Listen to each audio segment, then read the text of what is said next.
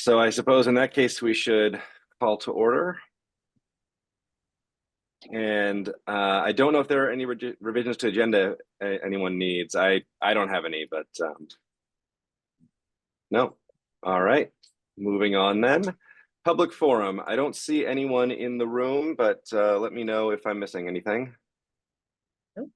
Seeing none. All right, we will move forward to approval of minutes from our May 6th meeting. And I have not had a chance to review, so I don't have anything to add. Anne Marie, I'm expecting you might. Well, as I always preface everything is these are just for suggestions. I have two suggestions is with Sam's presentation. She was very brief, which I can appreciate because to get the details, all you need to do is look it up. And so the only thing that I thought was a key thing that he said, and maybe worthwhile to put in our minutes, is he said the Mad River Valley vision statement is important to keep in mind when looking at the data. And this is a MRV vision statement created in 2015. I too think that's important. I think it puts all of this in context. Yeah. And I think every presentation he's done here, he's kind of, him and Josh at one point have opened with that mission statement. So it's up to you all, you voting members, but I think it has some context. Great. Yeah. That's all I wanted to. I 1000% agree. I would have missed it. You are our notes queen. Thank God. Is there certain, can you want to repeat the language you would like to? Yes, to add Sam's comment that the Mad River Valley vision statement created in 2015 is important to keep in mind when looking at the data.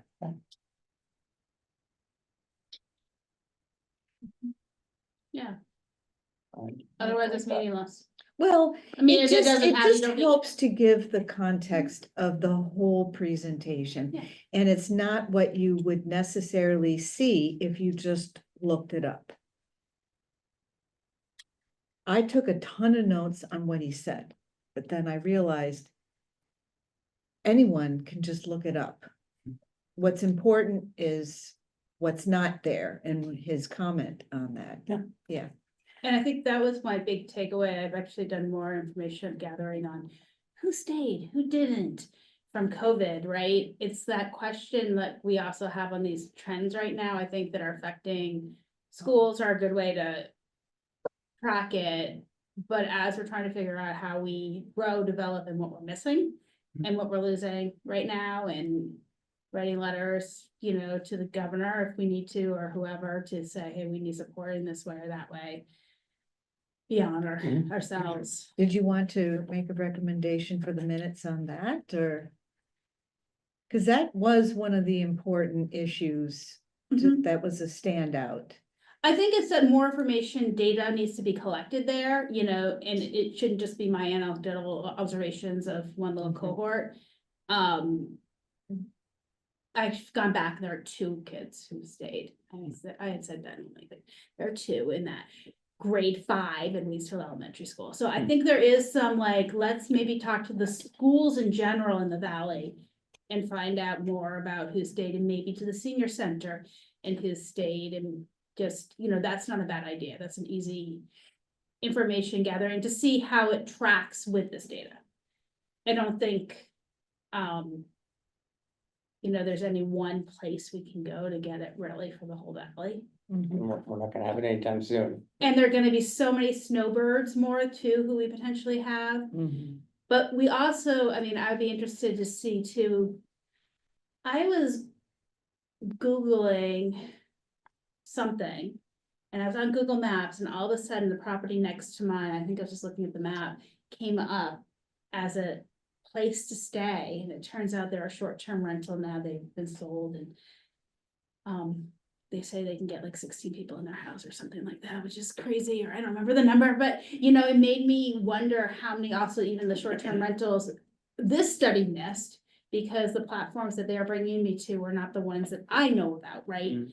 And I'm not researching this, so I haven't done the extensive search, but a lot of people are on 2 or 3 of them, so then are you cross-referencing, and are you able to even look at dates, you know, so for people, you know, I know in Massachusetts, if you have a short-term rental, you have to register it with the state and you collect money. I'm not sure how it works in Vermont, because I don't own a short-term rental and I haven't talked to anybody who owns a short-term rental, but I mean, how do we get that data also on that side, because that's seems to be the push-pull on where our housing has gone, Yeah. right? You Yeah. know, so is there enough of that to?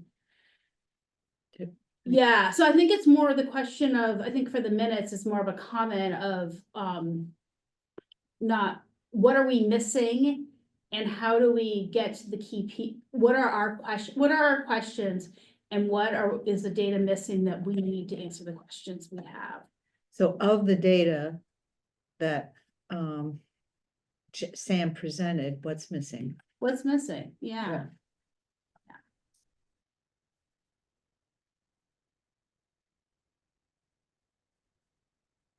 Yeah, so we did talk about that, so maybe we have proposed to add that. Was that talked about at the meeting? Yeah. Yeah, Yeah, it was. Because I wasn't there, so I'm just asking. we had a really nice discussion Yeah, about it. it was. Well- About how like hard it is to get certain pieces of information, and you know, what some of our observations have been, and even our own paths into the valley, if we've moved in the last decade or so. Getting the short-term rental information and how that affects, I mean, the most we can get on it is that, yeah, people buy up short-term rentals.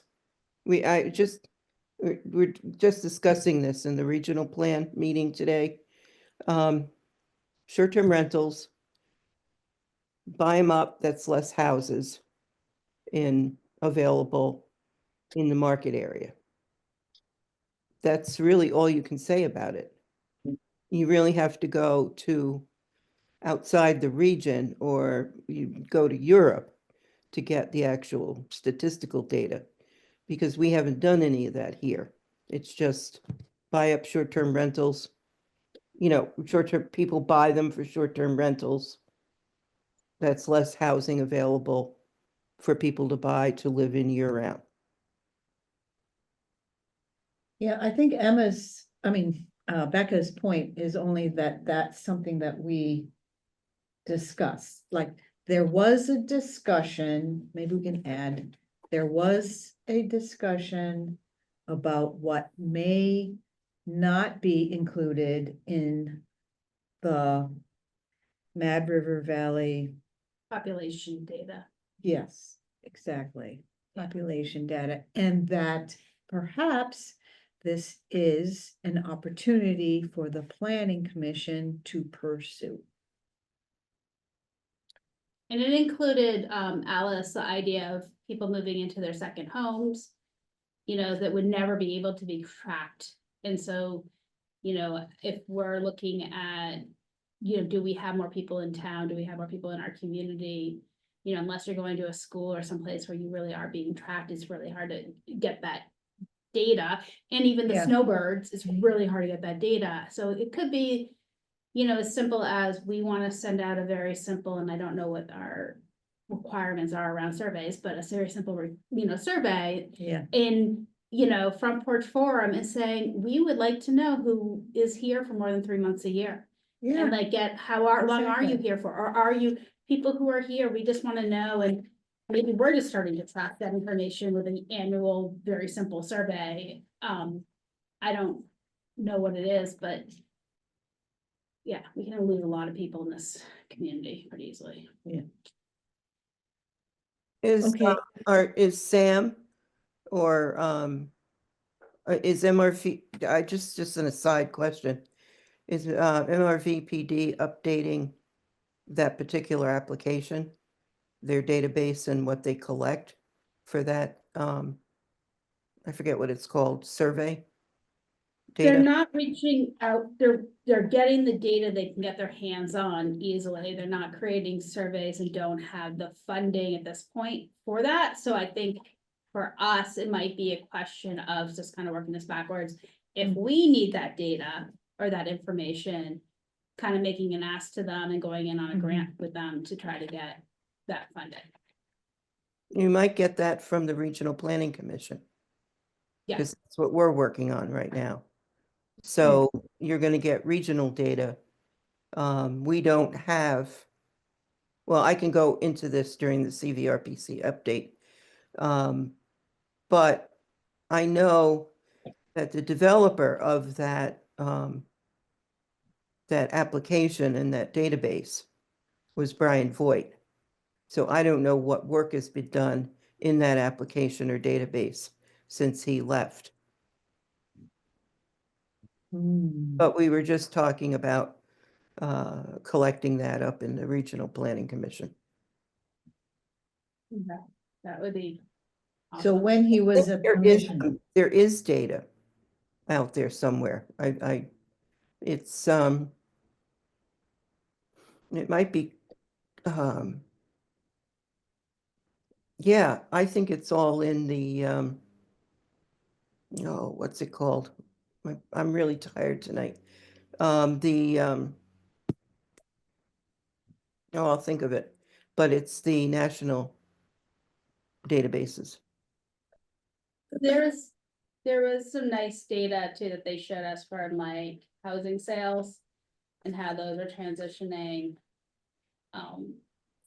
Yeah, Those are really cool data sets that they have that they're pulling. realtors have that data in their sets. And then the census data, the US Census data has it. Yeah, and the census was taken at the beginning of COVID. I haven't So been there- in ages, so I don't know when the last update was. Yeah, no, 2020 was the last update, and the next one will be 2030, assuming there are no changes to the way the census is run every 10 years. So we're halfway through this current block right now. Anybody looking for a part-time job in 2030? That's okay. I killed myself learning that, so. So Nope. I did have one other thing to add to the minutes. Is at the very end, Jonathan, when you were giving your presentation, you reported that Dan Reddit is the new chair and you are the vice chair. That is, And that's not in the minutes. we can certainly add that in. And that was my recommendation. Thank goodness for Sure. you.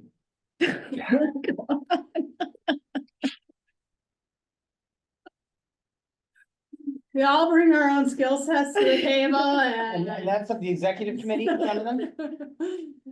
Yeah, the executive committee of the steering committee.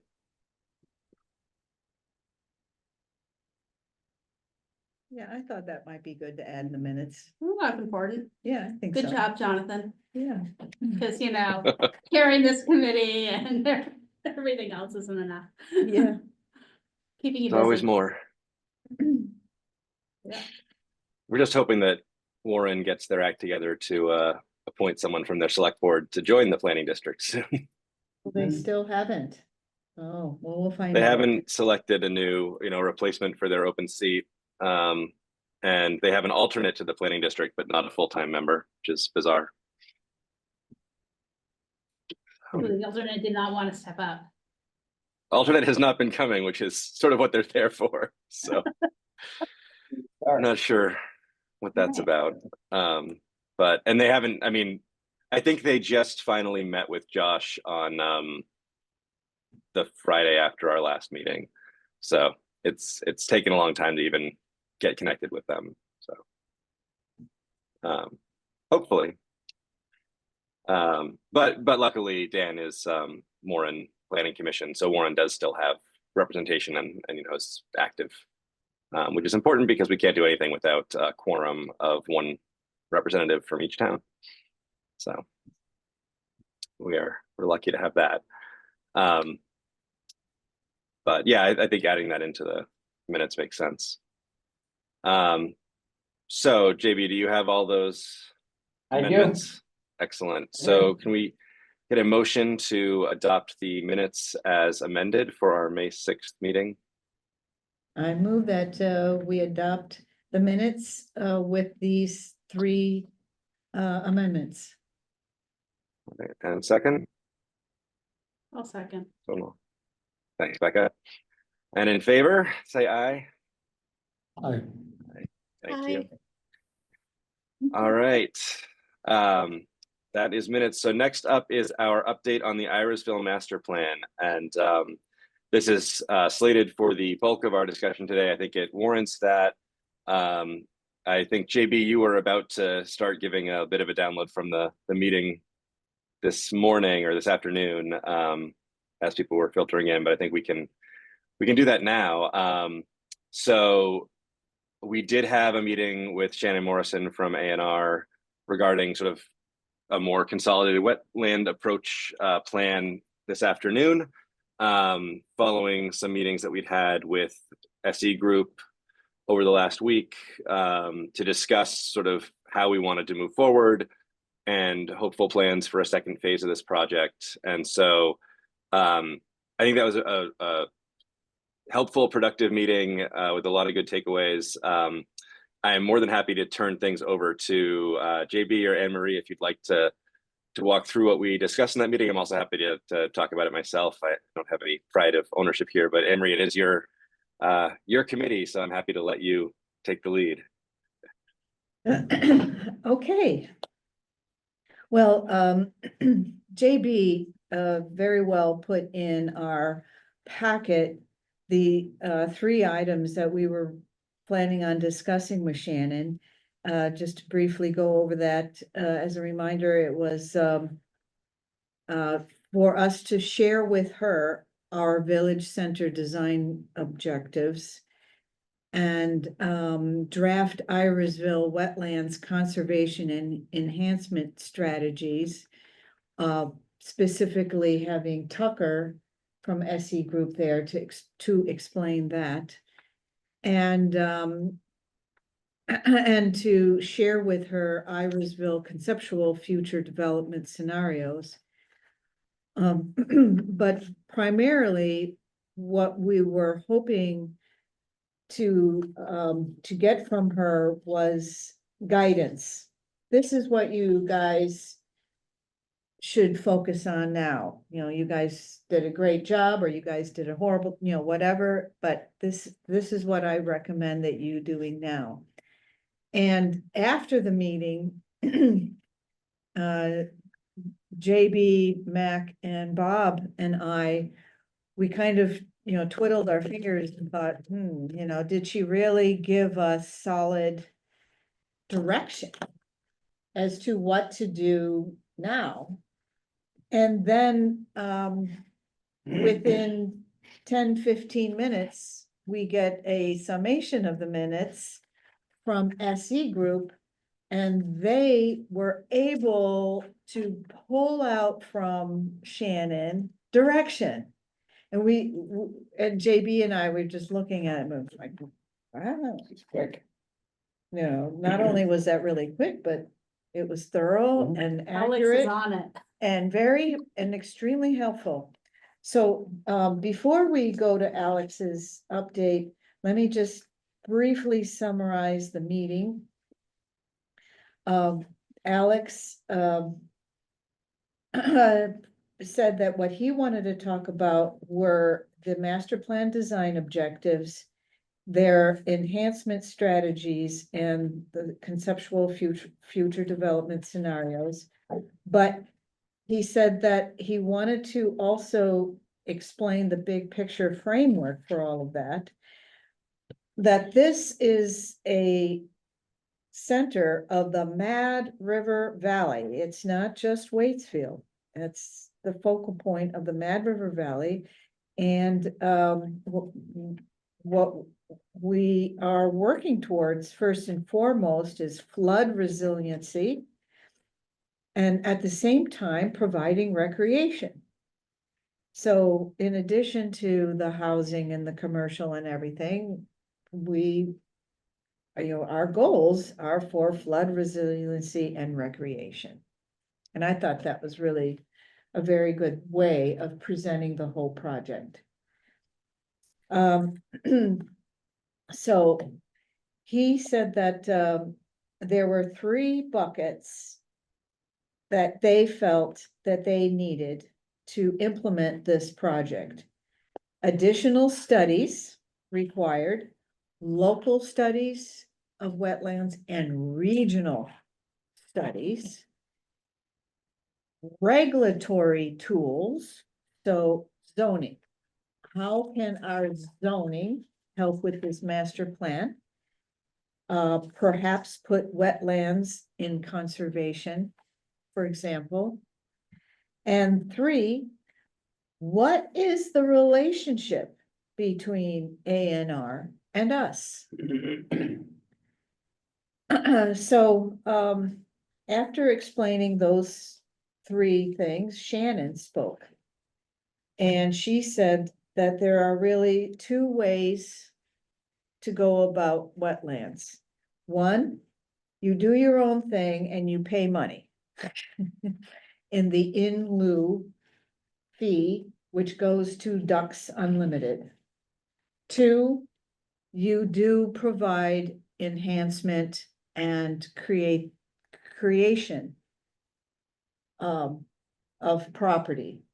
You provide enough of that to balance what the damage has already been done. Then she emphasized not just conservation, but enhancement or creation. She recommended Mike Adams that we needed to contact of the Corps of Engineers. We need to schedule a time to meet with him. She offered to assist us in contacting him. She doesn't know if he has been, she had a pretty good idea that he's still employed. But as offices are being closed around the country, he may be doing projects in Florida, she said. She doesn't know. But she's the guy who knows, he's the guy who knows Vermont and who she really wants us to contact. I thought that was really great information. You're on, you're muted. Oh, Alice, you're on mute. Yep, got it. He's Army Corps. Army Yeah. Corps of Engineer. Yeah. Yeah. Yeah.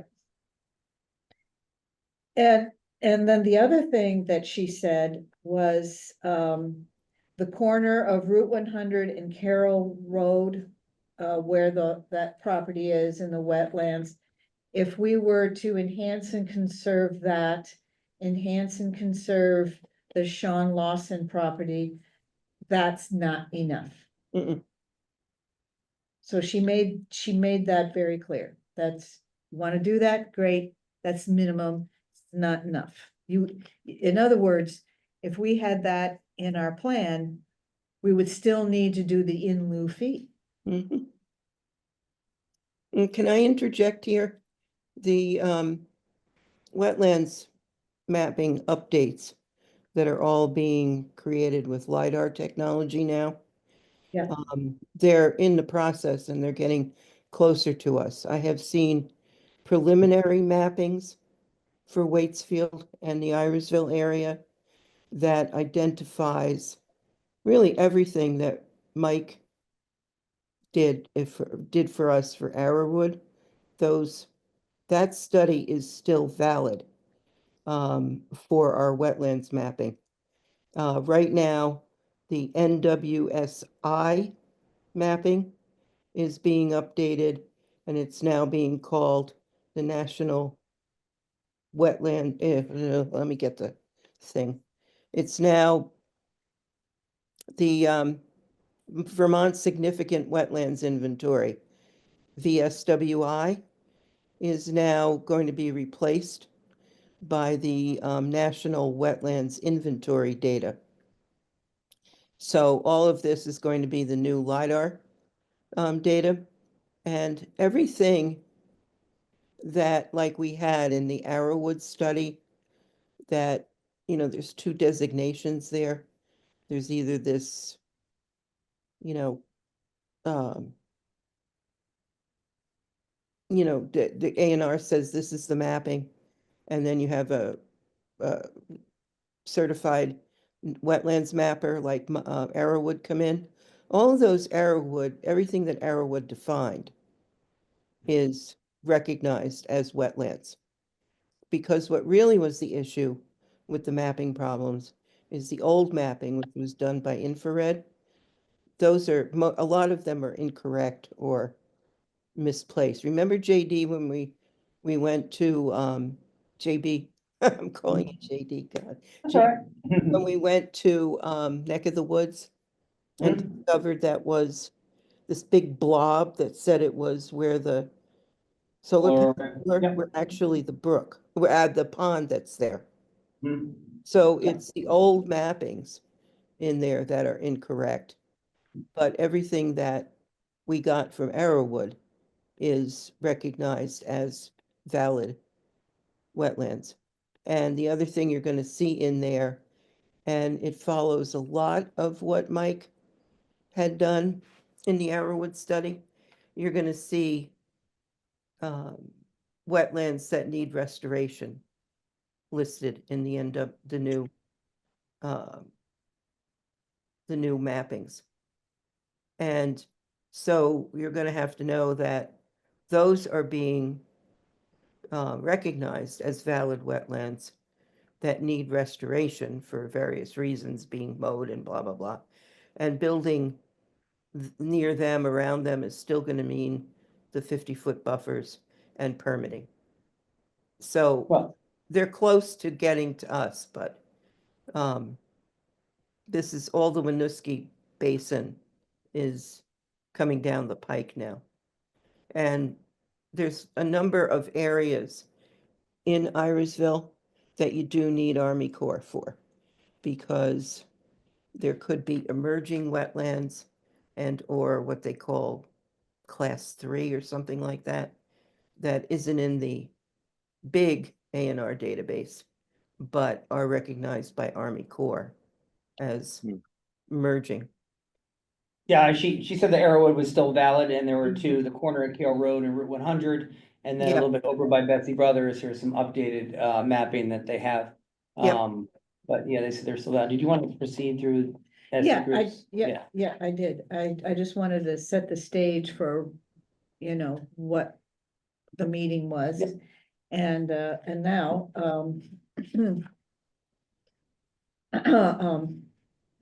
yeah,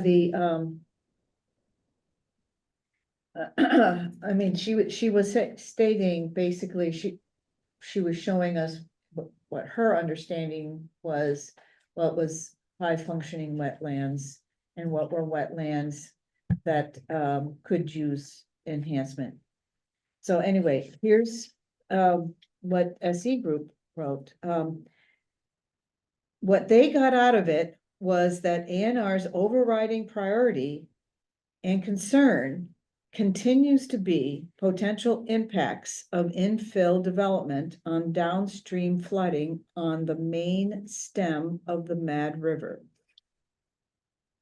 If we can identify suitable actions and projects to mitigate the loss of flood retention function, then they will be a strong partner in helping advance village center planning and development in Irisville. So we need to do more work with that to figure out projects to mitigate the loss of flood retention function. And that's where this project part 2 comes in. I don't think they're asking us to do it in this project. Okay, just wanted to clarify that. There is still a major need for additional data that speaks to the relationship between Irisville wetland complex and the main stem of the Mad River. ANR continues to stress that these wetlands are essential for flood mitigation, while local stakeholders note that they have not observed that wetlands have much relation to flood mitigation function during recent flood events.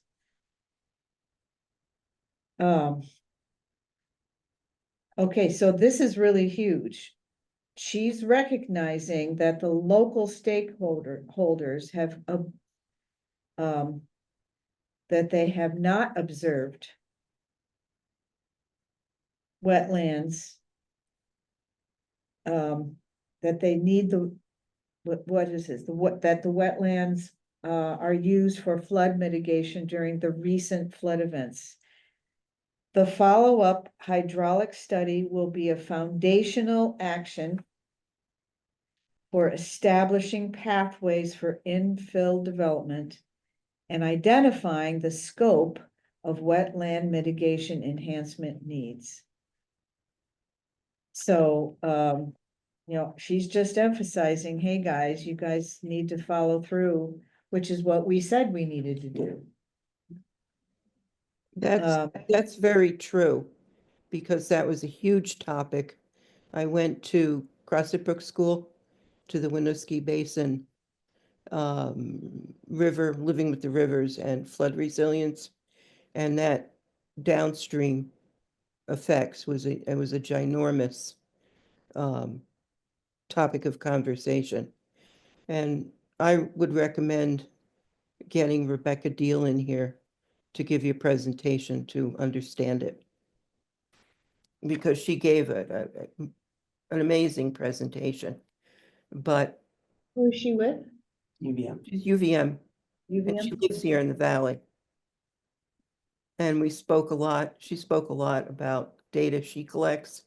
She's got the data.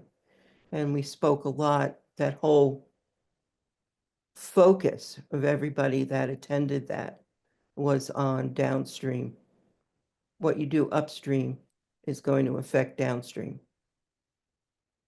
So you could even get Friends of the Winooski River in, and they have very good grip on it too.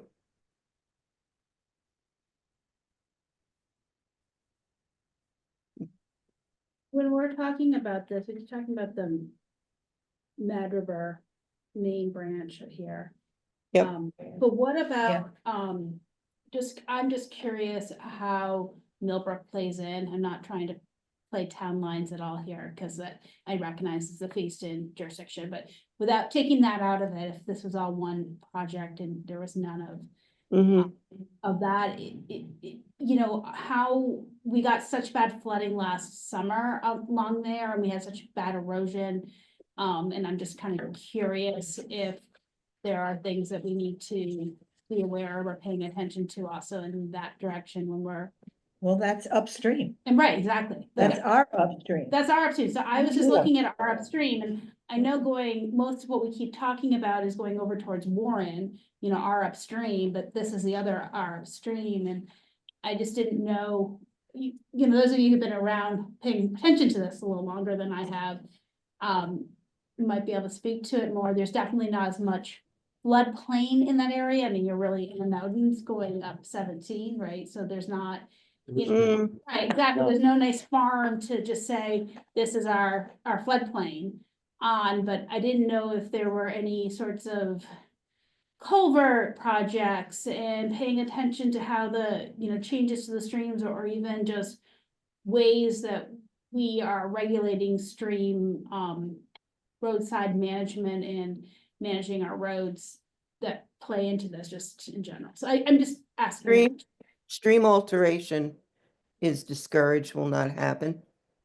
And what you've actually got is, yes, Millbrook, Shepherd's Brook, they're major feeders into the Mad River. In fact, just this past weekend up on Dana Hill, I got contacted by Meg Hilly, who owns Dana Hill Farm up there. And she reported something she had never seen before, which was water coming down Dana Hill at a good clip behind her house that she's never seen happen. And it was pouring right into Millbrook. So for a while, entire Route 17 was closed from the 17 and 100 intersection. It opened up later on as that ebbed. And she also had water in her house for the first time. Yeah, and then you go up Millbrook and you get up into Warren, Faison area, and there are there's I forget all the names of them, but there are other brooks that are feeders into Millbrook. And all of it is you have to there's two forms. There's hydrograph and hydrology that is being examined much more closely, and how this downstream flooding can occur. So a number of the new FEMA maps, if there is a FEMA, are going to be three-dimensional and show that actual hydraulic data. I would add that there's been some issues with water now that there's been a lot of clearing on Dana Hill Road. On Yep, both the Laskowski property as well as Challen property. And also of note, the mapping that has been existing for that corridor over the Facein line, kind of up to the Weathertop or what that is. Yep. What had been inverted and they had some erroneous mapping over the last 15, 20 years. That I think hopefully will be rectified soon, but I remember when I worked in Facein, yeah, it was kind of a pain. It just didn't make sense and it seemed to be inverted, so. yeah, there's some funky stuff. now they're doing it with LiDAR data and more boots on the ground data. So Better. you're really not going to see major changes, but you're going to get more more data to go with it that you can make decisions from. And unfortunately, fortunately, depending on your view, things change. I mean, what we got were very bizarre, localized downpours. That's what happened at Mad Bush, and that was what was happening coming down the back of Dana Hill. Landowners that are above Meg Hilly came to the select board meeting last night to say that flood water bars they put in, those were all washed away. So, it's like, who knew that there were going to be two major isolated downpours at Mad Bush Farm, at Mad Bush, and at Dana Hill way up there. But it's changing all the time, and the water's going to go where the water wants to go with more force.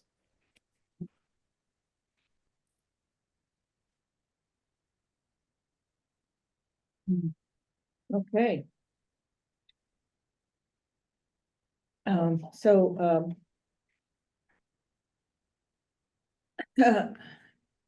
You left off with the follow-up hydraulic study. yeah, after the hydraulic study, which is a part of part 2. Then the third point that Alex brought was there are pathways.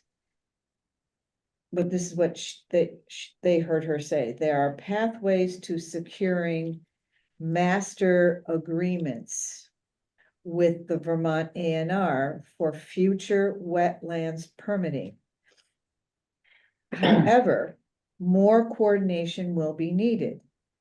Identifying comprehensive wetlands creation / enhancement projects as opposed to individually through future permit applications will be a foundational step to any sort of master agreement.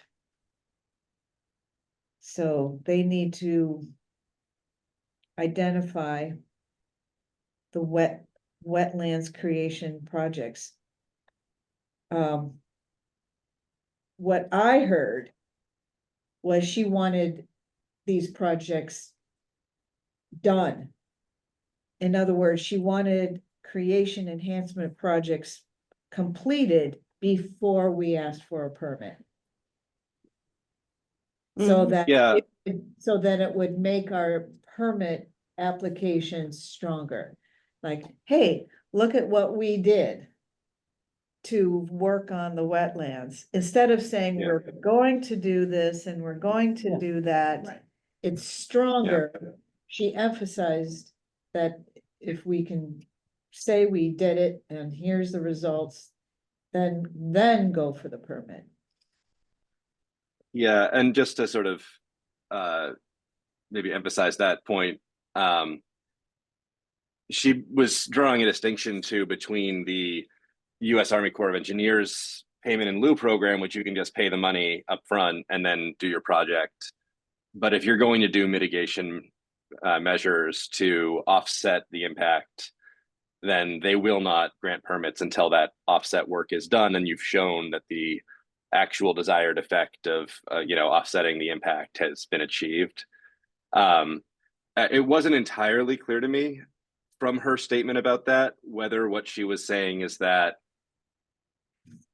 like, if the town comes up with a plan for how to address that all of it would have to be done in order for them to view our this Irisville region as sort of a special case, or if she was somewhat open to a slightly more, thought that A&R would be slightly more open to a slightly less draconian, you must complete everything before moving forward. I got a slight sense that she was indicating there was some, because this is uncharted territory, because no one has ever actually obtained a more sort of master plan for wetlands permitting, that there may be some ability to develop something more of a gray area in there where projects are underway and identified, and there's an identified stakeholder who is putting up the money, funding these projects. They're being done, but it may not need to be 100% complete and proven before permits could issue. But it was not at all, this was certainly an introductory discussion, and not I wouldn't take away from that we could get there. But I do think that the subtext I was sort of inferring, at least, was that there may be a possibility of that sort of an outcome. And I did just want to highlight one thing that, and maybe, I guess this actually is part of the next bullet point, but she did specifically call out the channelized runoff coming down from the food hub down into the stadiums, the lower part of the stadiums parcel, where the beavers have dammed at this point. I believe that's how that works, right? There's a channel that comes down from the food hub and then across from the stadium, and in that open patch, there's currently a beaver dam that's sort of at the corner there. And she was particularly focused, I think, on identifiable projects like that, where if there were a identified project to, de-channelize to get that water to sort of disperse and enter the ground, as opposed to just being funneled, to another area, that sort of a project might be that's sort of the scale that they're looking for, the sort of more foundational, fundamental transformation.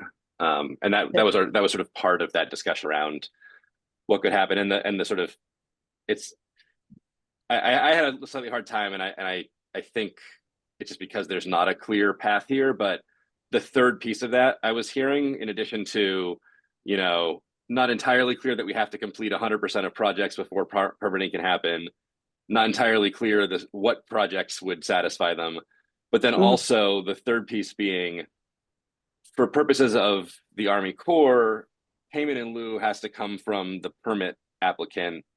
And so, like, the town couldn't be the one to put that up. There could be like a third party, like a nonprofit or something that sought those permit exemptions, but it was not clear to me how that would work with A&R.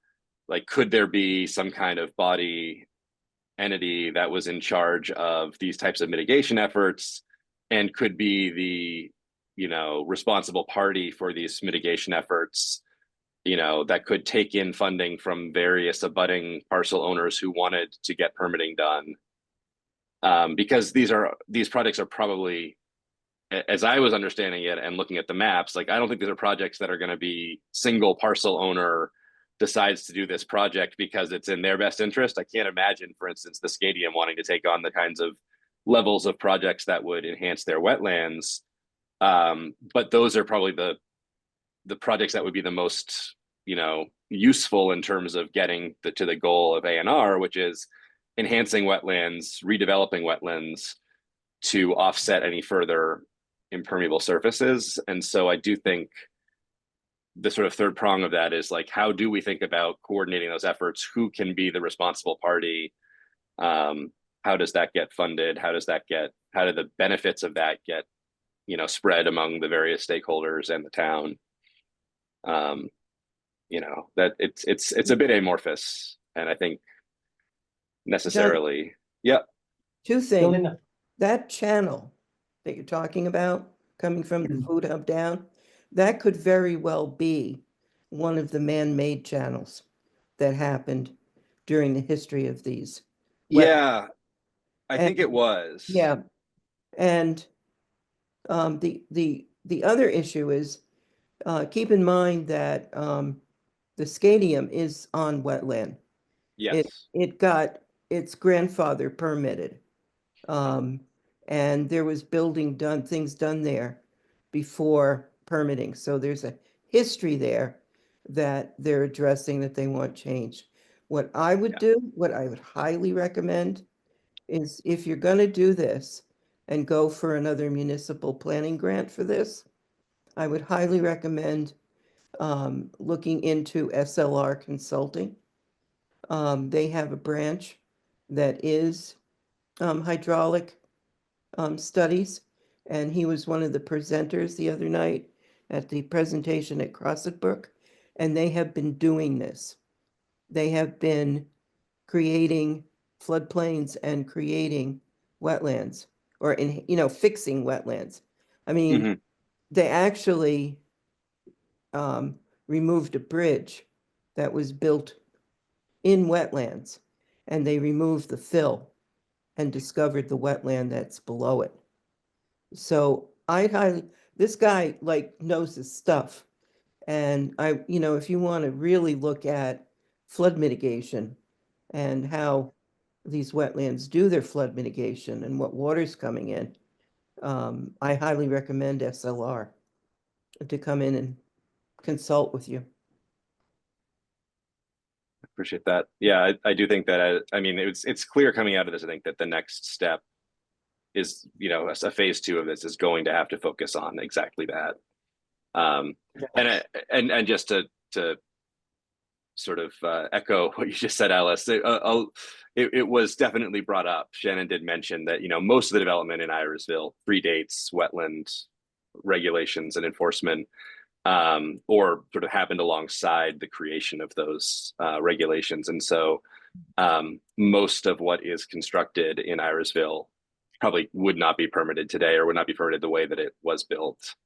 And that is, and we've discussed that, I think, at the outset of this whole project, that, the challenge here is that from a human use perspective, like, Irisville is a very attractive place because it's a plateau, very central to the valley, sort of equidistant from both sort of Moortown and Warren, but and it's before you get into the mountains, but it's a flat area.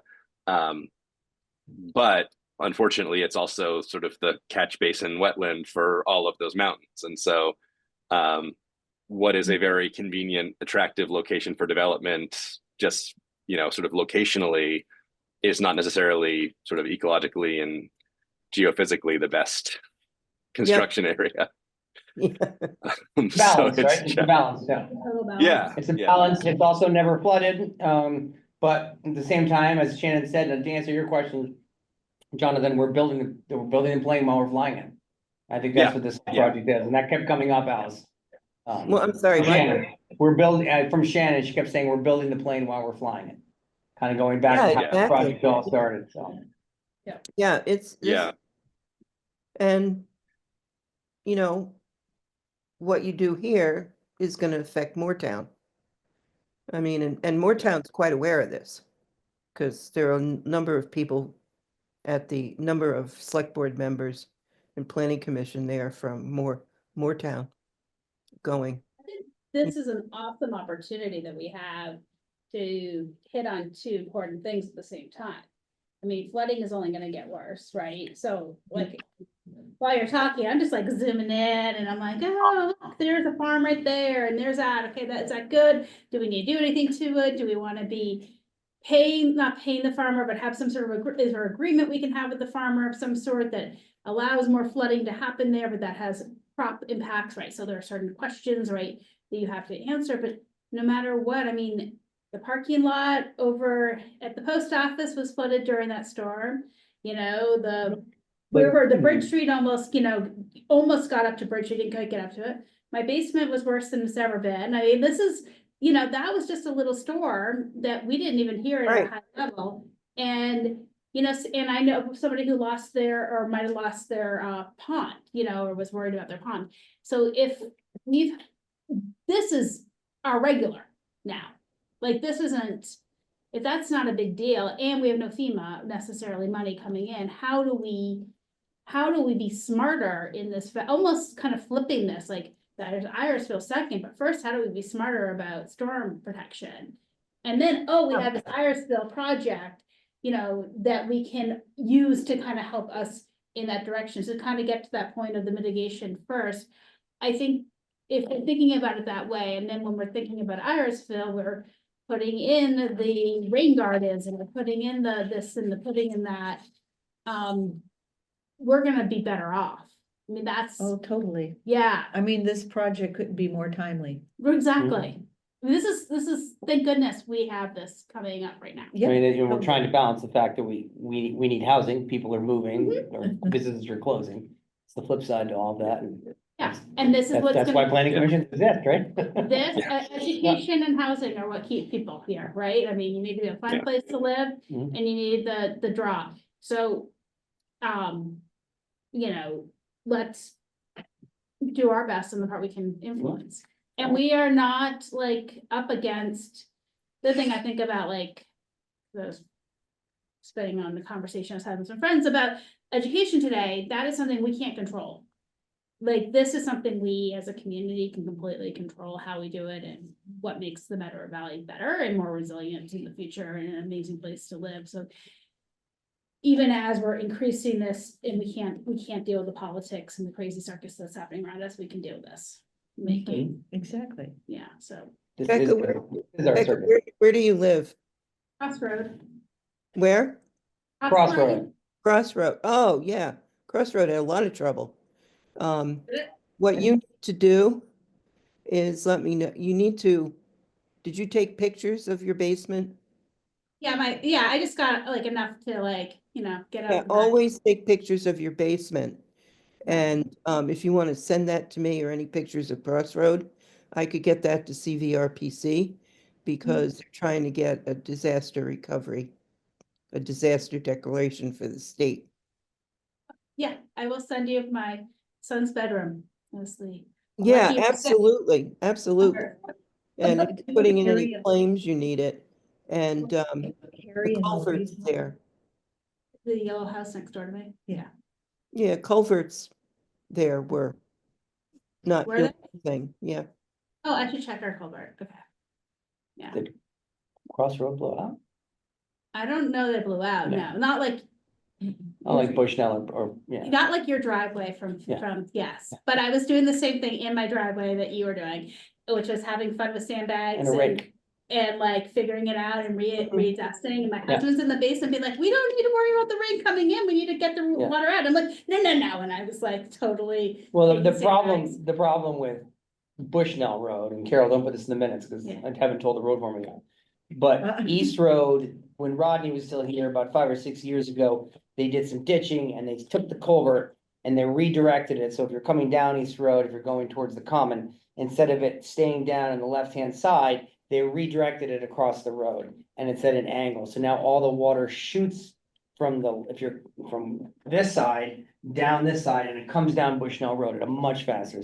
So I mean, I think Bushnell Road has blown out a bunch down the last few years, and I think that it's part and parcel to poor engineering when they Mhm. redid the road 5 or 6 years ago under Rodney's.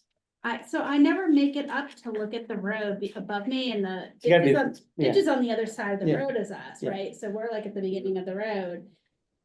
I have improved the stream on our property where like it's coming through the culvert. Mhm. But yeah, that's a good Yeah. point. We've been having we've always had issues, but they've been worse in the last few years for sure. And part of the problem, I think, is the engineering of our driveway because it just sends all the water right to our house and then it goes around the house and then it goes off. Yep. Right? And you're just, until, if you're thinking you might do something to the house at some time in the Mhm. future, you're not fixing it because you don't want to spend money twice. Mhm. Right. So, you know, but I also heard somebody got flooded 2 weeks ago up closer to you. Off of North Road, their basement got flooded from a storm or last. Oh, really? storm. Yeah. Yep, so. Had a lot of rain. Somebody else also last week. So yeah, I mean, this is just kind of get your sandbags early and often. Mhm. Yeah, there are town culverts and then there are private culverts and driveways. And Waitsfield will have a new culvert inventory this summer. The last culvert inventory was 2020. Yeah. And I just happen to know this because I had to go into emergency management mode Saturday. I was working with the ambulance service to let them know what's open and not, and also letting the road crew know where culverts were going. And all of the culverts on Common Road had issues. And it was the two that were the big problem was the culvert, which was fairly new, blew out on Brook Road and Common Road. And it didn't surprise me because it's way undersized. Mm. And it didn't surprise me at all that the culverts blew at the round barn either. But you're looking at very old culverts, like go back to 1960. Do we have that? I mean, thinking about like, do we have a priority list for replacing culverts just as a general? We standard? actually have one in our local hazard mitigation plan. We identified 6 critical culverts that need to be replaced because they're way undersized. And I did get and Keith Cubbin from CVRPC can come and describe the culvert inventory and how culverts are sized and why they need to be upsized. I mean, he does this. He explained it to me and I only know some of it, but I know the culverts need to be bank full size. And most of them are not. We identified 6 critical, and I think more would be identified after this culvert inventory coming up. But there were issues everywhere.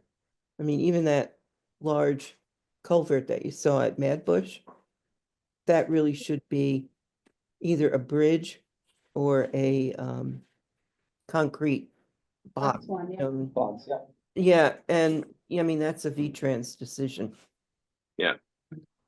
But yeah, but the ones we can control again, I guess. Yeah. Well, what Well, happens one- is, yeah, I'm gonna say, when there's an emergency, like what happened in the July 2024 flooding, like Center Faison Road and Old Center Faison Road. You know, it often happens, there's an emergency, so the road crew needs to get in there, doesn't have time to talk to the stream alteration specialist or the A&R, and they need to fix the culvert, so they'll put in a bigger culvert and they'll patch it all up. And then the question becomes, as is now, is that temporary emergency fix adequate? Or Right. does the Right. town need to invest $200,000 and going through grants and all this to try to get rid of that temporary and put in something that's more permanent? Right, And most Yeah. towns don't have the time or the resources to track down all that money. Yeah. and do that. So Yeah. the emergency fix becomes the permanent fix. Right. Until the next time. Right, but the Right? more we know, Yeah. and the more Alice is Mhm. somebody who's out there on the streets and other people who are just like the people like, you know, if Alice knows in the back of her head, like, that was a super undersized and this is the Yeah. size it's supposed to be, then I just, that's what I'm kind of looking Yeah. for, like, because if you're out there in the road crew, it's like, oh, we'll grab that tube instead of this tube. You know, right? I mean, to a degree, it's protecting Mm. us a little bit longer. Yeah. Because yeah, we do not have the money. Yeah. In a To, situation like Saturday, if you, the first, what takes precedence is emergency management. So Yeah. what takes precedent is making sure when you've got people that are unreachable because things are impassable, that's a priority. And that's why Kingsbury was called immediately for Butternut Hill. Butternut Hill just was gone. I mean, look at the videos on the Valley Reporter Facebook page. They were immediately impassable and people, we couldn't get to them. So that had to be the priority to get everybody in the world up there to fix that. So the road crews, Kingsbury and Moortown and Facein actually helped with hauling in fill to fix Butternut. And then the other areas. I think the Round Barn got fixed really quickly because the entire ambulance crew was there at a funeral and they came out and they couldn't get out. So, I mean, it's not funny, but that's how, you know, that happened right away. But yeah, things. right, but that COVID information is good to the degree you and others can influence. And I guess the question is, Alice, who else maybe we, you know, the road crew obviously have it, but are there people that we should be sharing this culvert information with on the off chance that they might be able to, in that emergency situation, pass it on? Yeah, I've begun to get the select board a little more aware of it. And Fred, you know, our emergency management, fire departments, etc. But like our bridges, it's all deferred maintenance, you know, and so, you know, you're going to be paying a higher price now than if maintenance had been done all along. And I'm not saying that the road crews don't do maintenance. They do. But if we can, I can invite Keith to come and give a presentation and we can bring up the Vermont Culvert database. It's a small GIS program and can show you most of them have ratings on the culverts, erosion around the culverts and pictures of the culverts. So, but it's a tool and I don't know how many communities actually use it. Well, it's certainly helpful for prioritizing, Yeah, so appreciated that it exists. and we have a thin road crew right now, just so you know. We have one injured and they're trying to hire a position. We hired one and then he left in a few weeks. And then one got hurt. One note on that, that we learned from Facetin's experience really not last July, the July before, but because they're getting their FEMA money finally from 2 years ago. To the extent that FEMA funding exists going forward, there were basically two big takeaways that Facein had and that I know are being discussed at this select board as well. The first was, I think, probably the most relevant. Facein, sort of out of kindness to residents, their road crews did a lot of replacements, or at least a number of replacements of private culverts at driveway interfaces. Those are potentially FEMA reimbursable projects, but only if the town has the authority to do it, not if they do it outside of their authority. So I actually do not know whether Waitsfield town ordinances authorize the town to do that, but I know the select board will be thinking about whether or not to do that. The planning district is looking into whether there is any sort of uniform language, or if the Vermont League of Cities and Towns has any recommended language for that type of ordinance. But it's something that we probably want to have on the books just in case it becomes necessary or prudent for the town to do some replacements and then want to get reimbursed by the government. The second was related.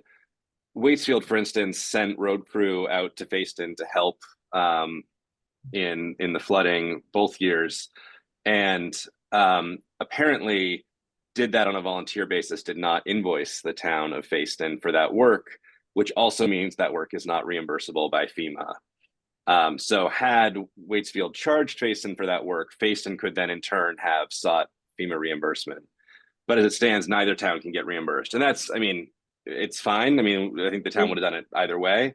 But there is now discussion at the planning district among the members and among the member towns about whether or not there should be sort of an inter-town MOU or compact of some sort signed, giving the towns authority to, you know, invoice each other for that type of volunteer help when disasters strike. It's sort of a coordinated emergency management program just to allow for that.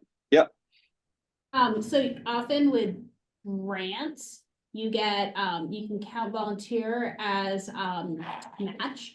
And I know that FEMA is a little bit different in the way it's giving out the straight money, but I would just put that in the back pocket for something that maybe we can get in a other world.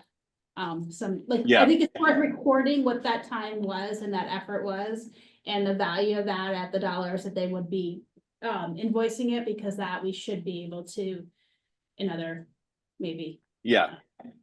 Yeah, and I believe that is being tracked. It's just that in this specific scenario, because of exactly FEMA's requirements for this particular emergency as declared, money is not available for the volunteer services that Waitsfield provided. And that's, you know, it is what it is. I don't think anyone is coming away from that feeling like Waitsfield shouldn't have, you know, taken the volunteer effort. But it is, you know, there may be some low-hanging fruit to make it easier for all the towns involved to get reimbursement, again, assuming that reimbursement is available. And I think, you know, longer term, the assumption is it will be. Whether or not it is in the short term is more questionable. But just, you know, because we're on the topic of culverts, those are two, you know, immediate experiences that Facein recently had, and I think will probably spur some discussion at the select boards and intertown level. There's one on Common Road that's a private culvert. Yes. Wrecking the road, and Yes. I the only reason why it hasn't been taken care of is other priority roads right now. But I think the town road crew will go out and unclog it.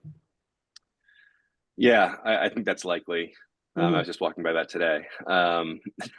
So today was quite a day to walk down Common Road. Oh, all of the culverts on Common Road had problems. Yeah. Yeah. I see a lot of a lot of problems.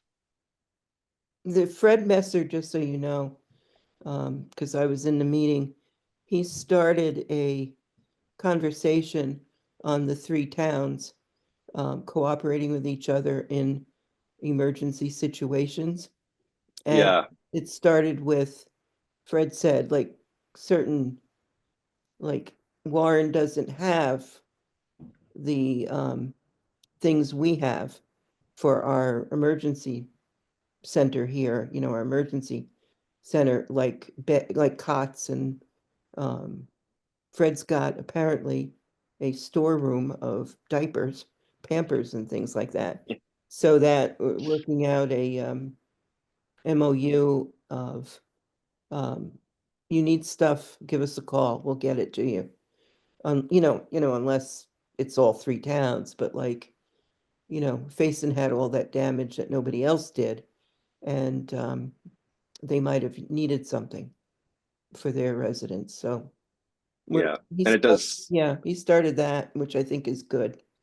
That's excellent. Yeah, and he's the right person to do it in the immediate term and to start that effort. But I do think, as we saw with this last storm, I think the more localized, intense events are probably the more frequent emergencies we're going to be dealing with in the sort of going forward. I mean, we're certainly going to have those Irene level events once in a while that come through and everyone gets inundated, but it does seem like the more common frequent emergency response is going to be these 6 houses on one road get impacted, and it's sort of whoever's closest to respond to it, and for those types of emergencies it really helps to have that coordination, so hopefully we get there. Yeah, Mad Bush didn't surprise me, and based on what's there, the waterfall, the wetlands there, and the river, and some clearing they did. And I think Butternut Hill, I think this happened to them once before. That just turned into, I mean, underground cables were The uncovered. third time that Butternut Hill has flooded like that since I started here, and that was in 2021, so. Yeah, Interesting. It's the Well- marble house. So Jonathan, can I Yeah. stick my nose into this conversation for a minute? Yeah. Everything that people we've talked about here for the last hour, it really is the weeds of what happens. But from my perspective, which I consider to be informed since I served in the permits department of the Corps of Engineers for quite some time. And I was responsible for the cleanup in Wilkesboro, Pennsylvania, from Hurricane Agnes. I think the very last sentence in Alex' report here is number one. Mhm. I think the very last bullet That's- is number two. And I say that from the standpoint of, I do understand the Corps of Engineers. Yeah. We got no idea what's coming down, given current Washington, this, that, and the other thing. We could well end up with, as was suggested in the meeting today, the likely person that might be our point of contact with the Corps, I guess, is currently in Florida. Maybe. Yeah. So what kind of reorganization has taken place since I was involved? I have no idea. I started to try to figure it out, but the bottom line is, who does that person work for? Does that person work for the head engineer in Waltham, Massachusetts, Mhm. with the Corps of Engineers? Does it work for the office in New York City? Don't know what the organization is, but there is a major bureaucratic hurdle here to get this thing headed down the right road. And if I heard anything, my first introduction to Shannon was this afternoon. And my first reaction was her first comments. You got to recognize that the Corps of Engineers is in this game. Mhm. And That's the first comment. And if there's an elephant in the room, it's where the Corps goes. And as hard as Shannon has tried to be sympathetic to the cause and maybe duck a few bullets over time and so on and so forth, what I read from the dialogue I listened to this afternoon was that the game is unpredictable. Mhm. And so my recommendation is that we get our own contact with somebody in the Corps that's going to tell us what the roadmap is going to be for dealing with them. I agree with that. Yeah. That was I was doing some Googling of that person. I was curious if I knew them because I thought it was Lowell, but maybe it's Waltham. That makes sense. I know it's that part, that I had worked with. I'm like, this isn't a name I recognize, but you know, maybe it's somebody that I do know. And then where are they? And have they got taken Vera, their early retirement? Well, this guy that Mike Adams. Mike Adams comes up as being in Oregon, which was and as his on LinkedIn, and he does not advertise that he has taken Vera, but he's definitely over 50 years old based on when he graduated from college, which again, you know, that's what you need to be. And if you think you're gonna get fired or rifted, you are taking early retirement because you're guaranteed health care for your foreseeable future right now. So I think that if I want to just second what Bob is saying and just put an emphasis on it, if Bob, if you have contacts, I suggest we take advantage. Well, my contacts are back in 1970s. Okay, So, well then I could take advantage of mine who are do But- coastal work, but we could, I mean, I think we should get a handle on it in I- addition. I think we ASAP. start Yeah, with taking Shannon's offer to make the introduction, Mhm.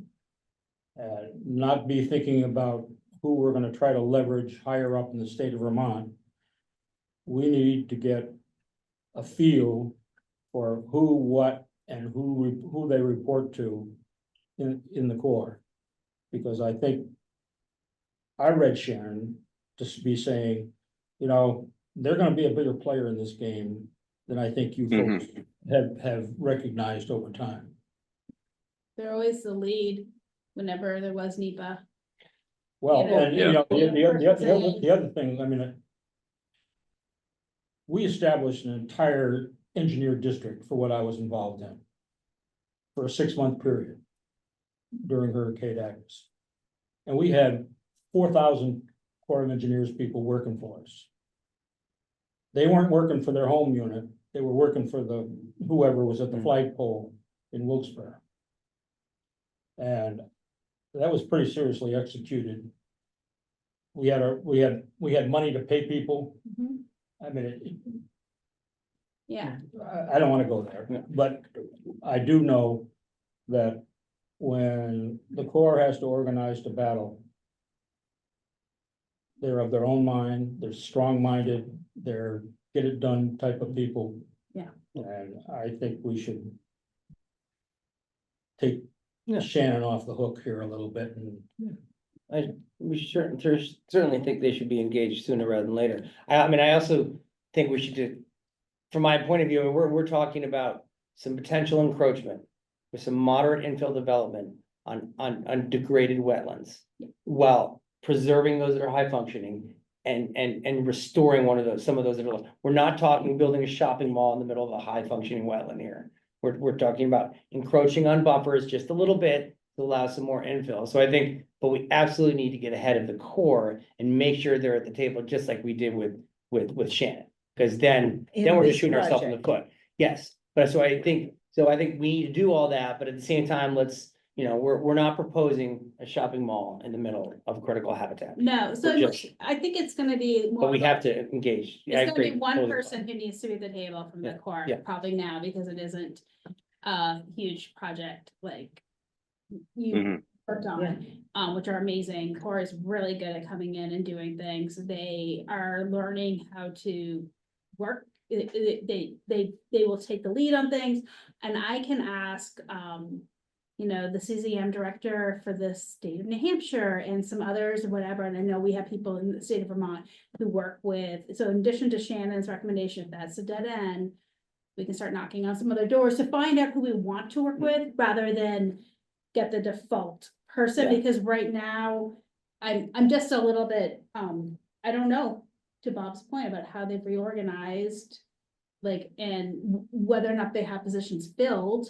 you know, what, I don't know what the state of, I can tell you the state of NOAA, I don't know the state of the Corps, right? Are they federally funded? See, I see reorganization taking place right now, very similar to Yeah. Oh, yeah. what I put up with, just because they're going through and they're terminating people. Yeah. So then you start adjusting the workload around Uh-huh. to people that aren't accustomed to don't even know where Vermont is, maybe. We witness that right now with USDA and all that we're doing with wastewater. And Yeah. that's Yeah, exactly and what- any- And anybody who understands about this, that's Yeah. like our big thing, we need, Yeah. so like, I'm thinking about like, the other thing as we're talking about this, I'm like, oh, from the weather service, I'd want Dave. Valley involved with this, cause he does modeling and he knows exactly what this is and he gets specifications. Mhm. But I'm pretty sure he's retired, Mhm. because he probably is with the weather service. National Weather Service right now is John Groff. And he was at the meeting last week and he has not been riffed or fired yet. And he does a lot of, River forecast center, or is he from the, a weather forecast? he's weather forecast up in Burlington. So there's also a river forecast. Yes, but that's him too. He's the river guy. He's a And river he guy, okay. models the river and he's working on a river prediction model right now.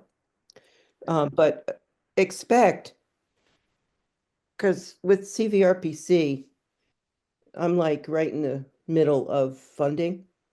If it's federally funded, expect flux. The current funding of the Army Corps is the red states are getting, the Army Corps is getting funded well. In the blue states, not so much. Flux wouldn't have been the word I would have used. That was very gentle of you. Flux. Yeah, That's the first one that's actually getting flux, because I've mostly been hearing about just straight up cuts. Yeah. yeah. So I'll take for our country a little bit of flux in continuation of work. I also, it might be worthwhile reaching out to, Sean Lawson's, engineer, longtime engineer is Mark D'Angelo. Yeah. He's had a lot of experience in enhancing and mainly creating wetlands elsewhere in order to offset. But I wonder if he has some contacts or some recommendations with the Army Corps. He might be some person who's most recently worked with them. Yeah, Of course, they too might be gone at this point. But yeah. it might, no, I'm reaching out. I I just think we all just need to be yeah. on Yeah. deck to be.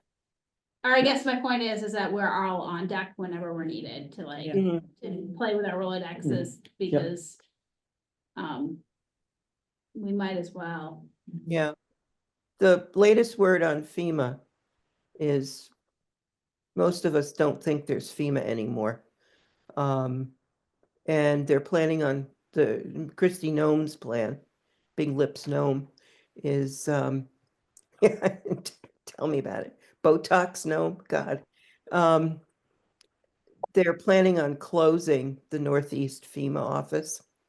And there'll be one East Coast FEMA office. And, you know, I just can tell you that every time Keith Cubbin and I have gone after a grant or a fund, the door's been closed just as we get there. So, She the dog shooter? Christy, no? yeah, she's the dog shooter, Botox, you know, gun carrying, Rolex watching, Rolex watch wearer, stand in front of all the prisoners in Ecuador. Yeah. She just asked for a private jet. Maybe she'll get it from Qatar. Yeah.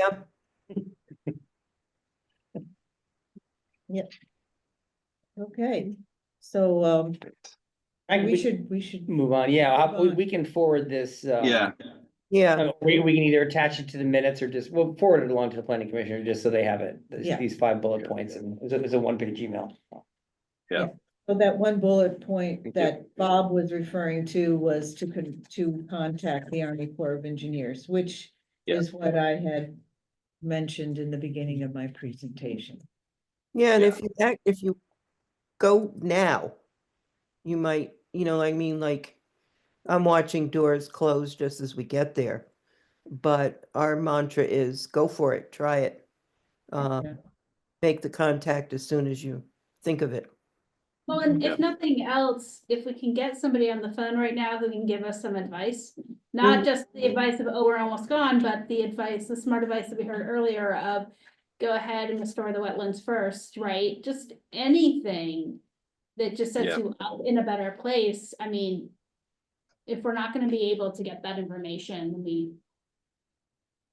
Yeah, and if you get the planning grant, you could use part of that funding for a place, an engineering firm like SLR, because they know all of that too. And they Absolutely. know all the, the A&R, Army Corps people to call. All right. Well, let's move to our next item, which is our CVRPC update. So, Alice, if you don't mind giving us, Yeah, you just heard most of them. I was going to and say, I think we've been over a lot of it, but Hear what I've been up to my neck in. Continuing with Waitsfield News, though, I'm going to have to recommend that nobody go across the Meadow Road Bridge right now. There are seriously. Don't laugh. Brian Voigt, when accidentally he wasn't thinking and he found himself going over it, and with the deck that's missing, there's like 1.5 holes on the decking right now.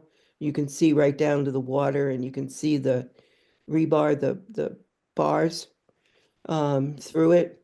He said, God, the town's gonna pay for my tires if I get caught. Seriously. yeah, And you can step on those rebar bars and bend them up and down. I wouldn't That's, recommend that. no, I wouldn't recommend. So, so in any event, there's that. And There's that. I think a contingency plan is something the select board's gonna have to deal with. And there are also issues with the Tremblay Road Bridge right now. It's got where, again, I know, Meadow Road, Tremblay. How do we get around? The Tremblay Road Bridge has decking issues also. And I went and I read the last inspection report on the Tremblay Road Bridge, because even if you get a good or a satisfactory rating, there are still items, deficiencies that are listed in every inspection report. So they really need to be read. Tremblay Road Bridge is got some undersized bolts, and it also has missing bolts through throughout the structure. Wait, Yeah, Great.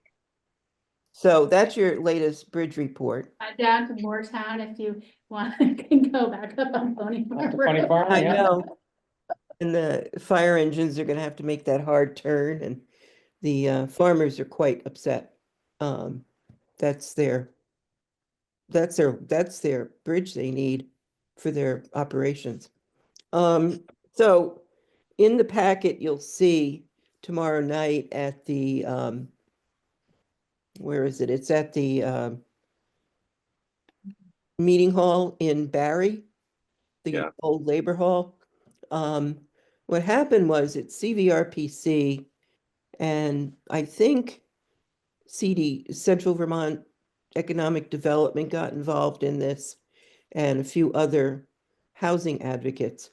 And the idea is to begin a housing forum that will meet quarterly with representatives from the regions to get together and have presentations, and then breakout sessions talking about housing and issues and needs and affordable building, the costs of infrastructure building, etc. And your speakers are very good ones. One is from Capstone, which is the nonprofit. It's the one that Mark works for to do tax um, the tax preparation for free for low-income residents. It looks to me like from Keziah's private business, her husband will be speaking. And Great. there's one other one. So the plan is to bring these type of presenters to the table, and then from there have breakout sessions and etc. So that's really good. I mean, Eli herself came up with this idea, and this is the first one, and they're going to put them together quarterly. The other thing that's in there is the Act 250 letter notifying the town of Waitsfield and Act 250 review boards that Green Mountain Power has put in its petition to upgrade the substation here that's on the Waitsfield Facein line, and it's right on Carroll Road. This will increase the capacity, and it also has it'll make the substation larger. So there'll be a larger one, there'll be new fencing, etc. And it is near wetlands. So I did talk to Shannon today too, for the project review committee, and they have not applied for their permits yet. And they will need permits. They know it, to do the work there. So anyhow, this is the first notice of the petition to do this work. The project review committee, which is the Act 250 committee, will be reviewing this project too. And I'll know more about it. We discuss it Thursday. So I'll know more about it by the next meeting, but it doesn't mean it's going to happen tomorrow. There's a process that everybody has to go through. Just that we've heard about this forever and now it is in motion. It's probably a good thing. I don't see it as being turned down or stopped. I see it as it will happen. And the other thing, the reason why I was talking more about housing is that was what we were talking about today in our regional plan committee meeting. We've been reviewing and enhancing the regional plan chapter on housing. And today we discussed infrastructure. And we really were diving into the affordable housing issues and the cost of construction. The cost to build any housing right now is you're going to build a house or an apartment unit, you're figuring on it's going to cost $500,000. And that's the increase in the cost of lumber, construction, salaries, tariffs coming into play. And that information is all coming from VFHA, Vermont Housing Finance Administration. I think the way they put it was, yeah.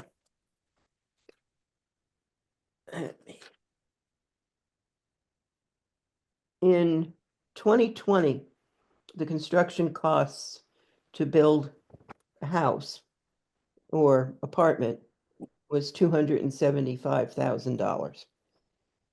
Today, it's $500,000. That's how the costs have been soaring. And And what is the square footage? Do you know? We what asked they- that, and we're going back to find that.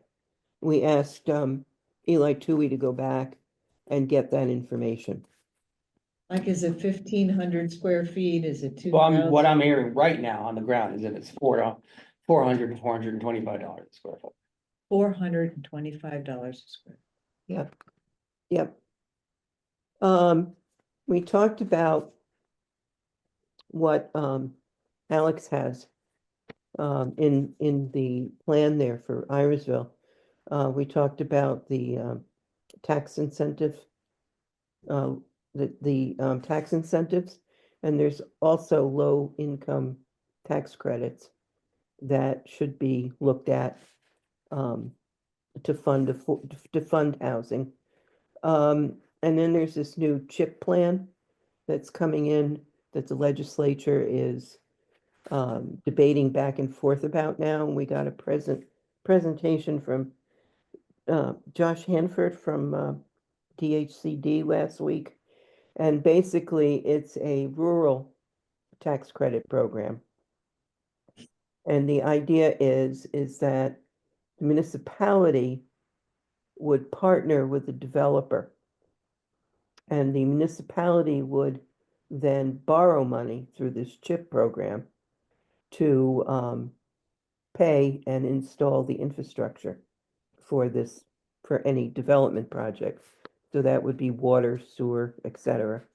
And then the developer could build, and then from the tax revenue that is realized when this project is complete, the town would then be paying back the infrastructure loan through the additional housing that's in the grand list and the additional taxes. And I saw problems with it, and the Senate, the way DHCD talks and actually Josh is from VLCT now, Vermont League of Cities and Towns. They think it's like a done deal. And what I was reading today is that it's not. The Senate doesn't like parts of it and tossed it back to the House for more review. So it's, I think it has issues, but I think it has potential. And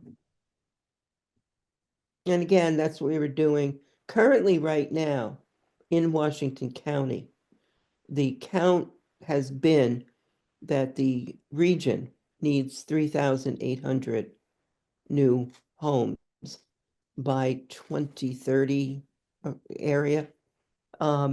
Those numbers are going to change as the future land use plan is developed more. So we don't have, huh? 300,000? Three. 3,800 throughout Oh. Washington County. That would be like, Wow. Not here in Waitsfield. This is throughout the No. region. Oh, no, that's what I'm saying, it's throughout the We, region. we see that changing as the future land use plan is developed. And as it's developed, and then what CVRPC will do is take whatever that new bulk number is now and distribute it among municipalities. So there'll be new numbers coming out. I think I remember Christian saying it. They were probably expecting about 80 for Waitsfield, but Yeah, I think it's more that's a like, target. But yeah, I think it's more like 60 actually. but he thought that was probably going to come down too. So Well, we're looking for Yeah. 70 for wastewater, so it looks like we yeah, split so the big good. there, right? Yeah, perfect. So, and then we were talking about all the different tiers that are coming into play now. Tier 1, tier 2, tier 3. Tier 3 is contentious right now, because it really takes what the governor and the developers want to see is more conserved land and more forest land um, given over to development. There's the governor's really in a build mode right now. And where he was going to meet resistance is going to be all the tree loving hippies like me, tree hugging hippies. And there's quite concerns with that and how it's going to affect climate, it's going to affect wildlife, etc. So that's what we've been talking about. So I feel like I've been involved in a lot more between FEMA funding and grants, and is there a FEMA anymore? And I have to tell you bluntly that up in CVRPC world and the state world, we don't count on anything with FEMA right now. We like I said, we've had too many doors close. I'm still looking for some kind of funding for the Meadow Road Bridge. We had it and a door closed. So that's where we're at. I also went to a STIP meeting, which is the State Transportation initiative program. They had a public hearing, and I got roped into going as the CVRPC public hearer. And that was really quite interesting. They put out a 4-year plan, which is required. This was the VTrans finance manager and the management department doing this public hearing. And it's interesting to see, they have to allocate what they predict they will get in federal funding from 2 federal funding streams. And they actually do not get the money. They get spending authority through the appropriations commission, the appropriation committees. So, um, anyhow, the one thing that is allocated money for the coming year is the Route 117 intersection study. But after that, there's nothing. And the finance manager said, yeah, we've got our allocation and our spending authority up till July. That's when the fiscal year turns over. And we could get less than what we have in our plan right now. And we have to do the exercise all over again. So that's what I learned there. It was actually pretty interesting. And then there's also the state money. There's state transportation money. And that's where the finance guy told me to go for the bridge money. And that would be through District 6, which is our district for VTrans. And we've been trying to get a meeting with them for a month and a half with no response, because they're going over their budgets big time.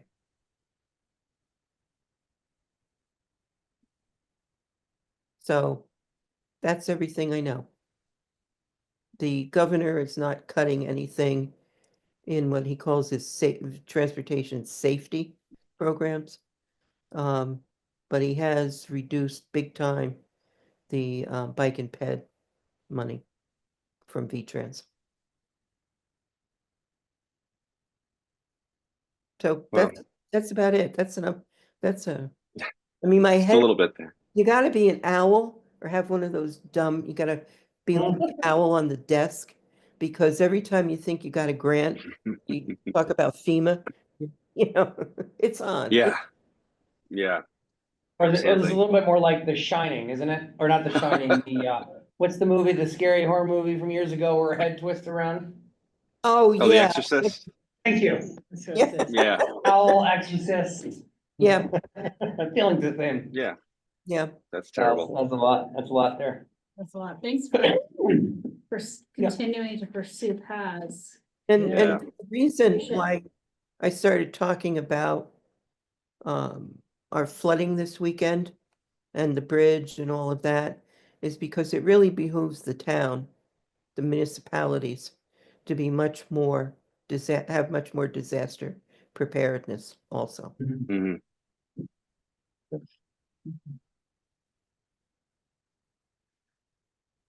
Well, thank you for the update. Lots to keep our eyes on. And Yeah. I'm very hopeful that state funding does come through for that bridge at some point in the near term, because it is a safety problem and it's Yeah. an emergency response problem. I mean, clearly that Yeah, is it's critical. Yeah. It went from our, being a covered bridge so that 2 families could meet over the bridge to being a critical transportation path. yeah. It did not unfortunately get a needed upgrade in structural resilience at that point. Yeah, and actually, in our last, in some minutes, or maybe in the regional plan, we are definitely recommending, oh yeah, in our TAC meeting, the recommendation is, that the town's not put off road culvert and bridge maintenance. Because, you know, if we do, we're just gonna wind up with another Meadow Road Bridge. Yeah, deferred maintenance does not make it cheaper. No. I was wondering, Alice, if there's a citizen clean out your culvert, kind of like green up day, that we almost want to initiate too, because that seems to be, right, there is some sort of, and I don't know what that looks like. I just was something You know, that, the Spring Hill Road is probably a model you want to look at. We're a private road and we maintain our own road and we have a road fund. It's kind of um, a loose neighborhood. We're not, we're just a loose group, but we know we all have to chip in to pay the road, to pave, take care of the road, grade it.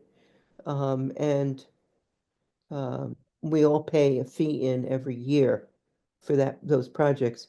And it also contributes to culvert replacements that we have Hmm. to do privately. And we have 2 cleanup days, one in the spring and one in the fall. And we talk to each other all the time about cleaning out our own culverts. And we have a fire pond at the beginning of Spring Hill Road, and there's a drain in it because it can get high enough to spill over the roadway. And routinely somebody goes down, one of us goes down and cleans out the filter from everything that clogs up that drain. So Hmm. that's, I think probably there's other neighborhoods that do that, but you really, if it's your culvert, in your driveway, you're responsible for keeping it open. I'm just wondering, as we're talking, like how many second homeowners are thinking about that, like, you know, it's just sort of like who are we? The common road, he's saying, you know, there's a culvert that he's cleaning out that's then to somebody's driveway, and are they just obliviously driving over it because they just never thought to stop and look, or are they a second homeowner, or, you know, right, like, so I don't know how we. Well, in Massachusetts, I never had to think of it.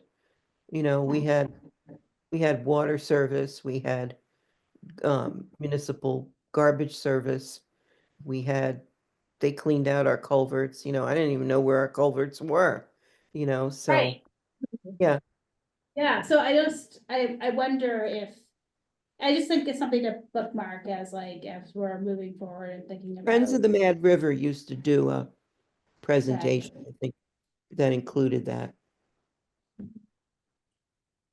You get like a little wristband if you show a picture of your culvert before and after you clean it out. Like, make it part of Green Up Day, Yeah, or, you know, get something posted about, you know, storms coming, here's how to prepare. yeah. I mean, I've had friends who were out in the middle of the night last summer cleaning out their private culvert, which was causing problems. They will never have that problem again. Yep. Now, no, better.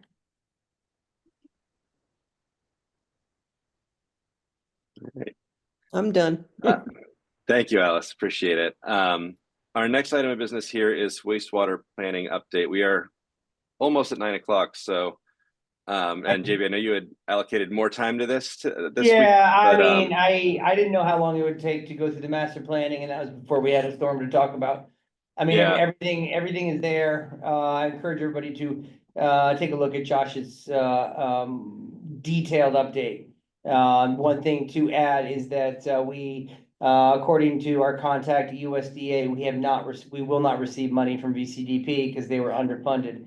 But not such a big deal. So we're, the biggest thing to know is that we are still awaiting our USDA package. And this could be our final bite at the USDA apple. Or anybody's final bite at the USDA apple for the at least for the next few years. And which one won't you receive the money from? Vermont Community Development Program, so the community development block grants. And that's because they only have $700,000 because they were severely underfunded. Oh, yeah, okay. Yeah. But Okay, well, thank you. take a look at Josh's report. If you have any questions, certainly shoot me an email, CC Josh. But hopefully we'll have some more. Again, we should have an update by next meeting on our USDA package, so. Great. Well, thank you. And I The one guess, thing I Remember is that we'll know more that's what Josh said, we'll just know more at the end of June. Yep, basically that. Yep, That's the main thing to yes, know. yep. and you expect the engineering. The 60% designs have been submitted officially, so we are now officially into 90% design. Yeah, Cool. that should be done by the end of the year, right? January 31st, it's been pushed out a little bit, but yeah. Just after the new year. Okay, Thanks. All right, our next thing is, next item is other business. I just have very little well, I'll run quickly through a couple of planning district updates. There was a brief discussion at our last meeting about the Mad Bus situation. Good news, ridership was up this past winter. Bad news, the cost to keep the Mad Bus going is going up significantly from the last year for this next season. Historically, Sugarbush has covered about 95% of that cost, and we don't know basically their projected cost from this year for the next season is about 175,000, up from about 125,000, and they have not yet agreed to take that full hit themselves. So I imagine there will be discussion ongoing with the select boards of Warren and Waitsfield and Fayston about what can be done, if anything, to help them absorb that cost. But good news that the ridership is up, and they are looking at things like reducing some of the stops or repositioning them to make it more efficient. We'll see. I do want to give a plug for the Waite House e-bike demo project. The Waite House tenants have, a few of them have obtained e-bikes through grants that Misha at the ATC, now we're calling it the Active Transportation Corridor, secured. And if anyone is interested in demoing one of those e-bikes, Sam Robinson at the Planning District said he is the point person to contact to coordinate that. So hopefully that'll be an interesting opportunity for people. I certainly plan on taking advantage of that. On one of the sort of discussion topics we spent some time on at our last meeting was around community development opportunities, really at the behest of Dan from Warren, who said that their planning commission has several younger members, people in their 30s and 40s who've been finding that socializing as a younger person who's more recent to the valley is difficult, and that they're finding their neighbors not particularly receptive to them hosting events at their own houses, noise complaints, things like that, who are looking for opportunities to get out in the community. And so we did have a discussion I thought was pretty good about what's going on at the Big Picture, other newer venues like Afterthoughts, the Exchange, which I'm not sure is doing much public facing yet. And then also discussion of what's happening with the UCC in the center of Waitsfield, the Village Meeting House. I don't know if anyone here was at, I don't believe so, at the meeting that was held last week. But the UCC is opening a discussion about what to do with their building, trying to find a partner, essentially like what the Big Picture has done, someone who, a nonprofit organization that would be interested in owning the building, caring for the building, and furthering their mission of sort of community engagement and support, hoping that they would be able to continue using it as their church, but actually open to the idea that may not in fact be the case, and they may have to hold their church elsewhere, but allow the building to continue in use and be maintained as a community center. So Very early days of discussion there. Pastor Mark was very clear that like this is not a ticking time bomb. This is really them just looking at the reality on the ground that there's a very robust community of older church members who are interested in maintaining and perpetuating the community and the service they do, but that they're not seeing similar energy in younger generations to take over from them. And so they would like to start the discussion now about how to transition that sort of stewardship to someone new. And so highly encourage everyone to think about that, be in touch with the community there that's working on that. But I met with Reverend Mark about an hour and a half yesterday over there because I couldn't great. make that meeting. So had a really good talk, a lot of good insight. So if anybody has any questions, he's very open to discussing it. And I think potentially it made one sort of connection with one group here in the community. I think it could be a good fit. So we'll see how that goes. But it also, oddly enough, the building could be for free and it comes with money. That's a long story short. Yeah. I'm not gonna go into details, but you can get a lot for free, it seems like. Yeah, one of the points they made was that money is not the issue there. It's really the people being willing to come and plumb the toilets and run the events and all that. And there just isn't that level of commitment in their community at the younger generation level. So, I think a typical problem for church communities in the Northeast particularly, but also just for community organizations in Vermont right now. I think the housing crunch is really what's driving a lot of that. But what we've seen with the big picture is very encouraging as far as a desire and willingness to take on hard work for a community project. So as I've said a few times, we have two great examples of what can happen with a church in Vermont right on Main Street, right? We have the old Methodist church, which I don't think any of us want to see the UCC turn into. We have the UCC, which is a really vibrant, well-used community center beyond just the church community itself. So, I'm certainly hopeful that that's a success, and I think there's every reason to believe it will be. So I think that's an important conversation that's going on, and that we should stay aware of, especially as we're working through wastewater and other projects that are focused on, downtown revitalization. That's a linchpin in that, in the village side of Waitsfield. And then the last thing I wanted to just highlight is that the planning district's 40th anniversary is this year, and we are considering, potentially having some kind of event to celebrate that. And the good work that's been done for the past 4 decades through that organization for our community. So hopefully we'll have more to report on sometime soon about 40 that. years? 40. Yeah. 40. Yeah. 0. Yeah, 1985. I think it was March was the actual anniversary date, but we're probably looking at sometime in the fall for any kind of event, just given lead time. But thought that was pretty impressive that this organization has lasted that long. It's really been a success, and it grows out of the growth of the ski areas, really Sugarbush in the 80s. So